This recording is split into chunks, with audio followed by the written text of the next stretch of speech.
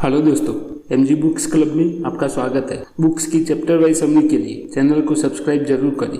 आज मैं बात करने वाला हूँ नेपोलियन हिल द्वारा लिखी हुई best selling book think and grow rich के बारे में।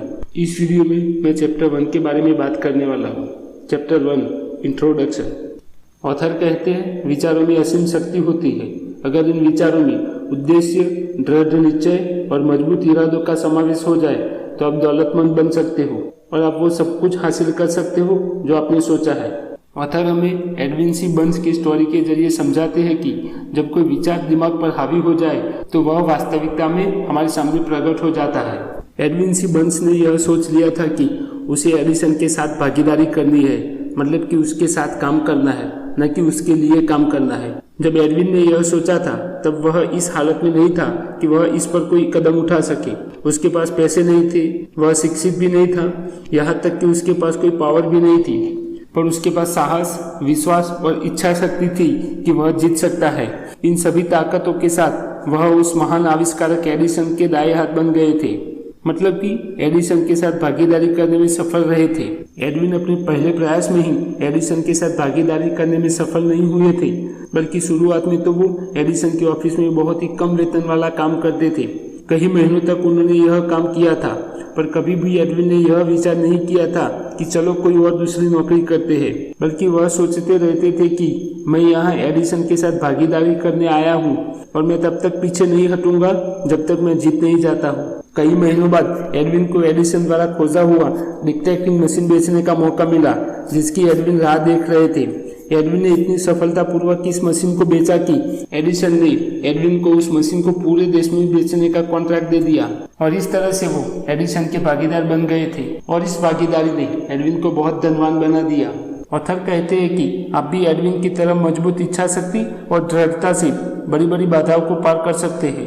याद रखें, अवसरों की एक खास बात होती है कि वो बिल्कुल ही अलग अंदाज में हमारे सामने आते हैं।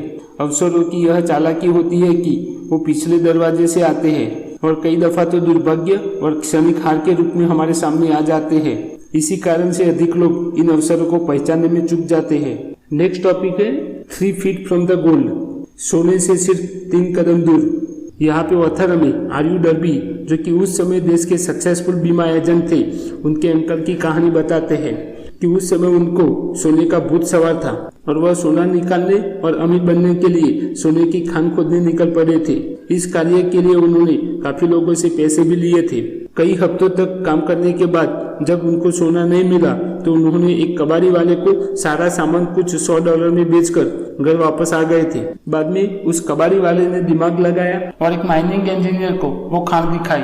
माइनिंग इंजीनियर ने यह देखकर अनुमान लगाया कि सोना सिर्फ 3 फुट नीचे पाया जा सकता है, जहाँ से डर्बी और उसके अंकल ने खुदाई रोक दी थी। वास्तव में हुआ भी ऐसा ही था। वह कबाड़ी वाला खान से निकले सोने से करोड़पति बन गया था, क्योंकि वह जानता था कि किसी कार्य को छोड़ने से पहले उसके विशेषज्ञ का मशविरा लेना बहुत जरूरी है।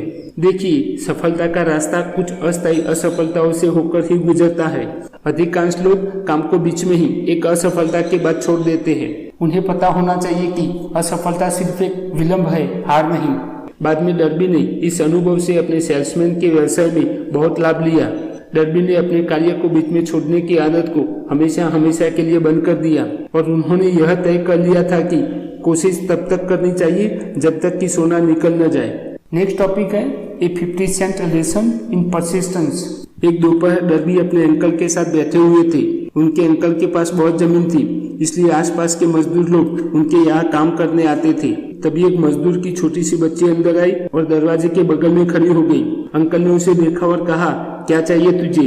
तो उस बच्चे ने जवाब दिया कि मेरी मम्मी ने अपने 50 सेंट मंगाए हैं। अंकल ने कहा, मैं नहीं दूंगा, दफा हो जाओ यहाँ से। फिर अंकल अपने काम में मग्न हो गए और वह लड़की वही खड़ी रही। जब अंकल ने उसे थोड़ी देर बाद देखा तो चिल्लाते हुए कहा, जाती हो यहाँ से या फिर मैं भगाऊं? उसके बाद भी वह लड़की वहां से हिली नहीं। बाद में अंकल ने एक लोहे का डंडा उठाया और उसे लेकर उस लड़की के पास गए।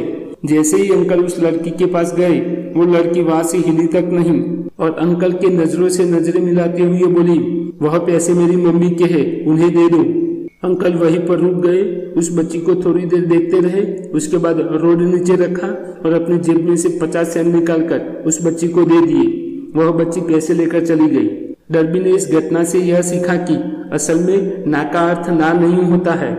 इस लेसन को उन्होंने अपने बीमा एजेंट के क्षेत्र में भी अपनाया और वह एक सक्सेसफुल बीमा एजेंट बने थे। ऑथर कहते हैं कि जिंदगी विचित्र है और आसान भी। कभी उतार मिलता है तो कभी चढ़ाव, कभी सफलता हाथ लगती है तो कभी असफलता, कभी प्रसन्नता मिलती है तो कभी निराशा। पर इन सभी से हमें कुछ ना कुछ जरूर सीखना चाहिए। लोगों को पता होना चाहिए कि असफलता के अनुभव से ही सफलता का द्वार खुलता है। कई दफा तो असफलता ही हार को जीत में बदलने का अनुभव देती है।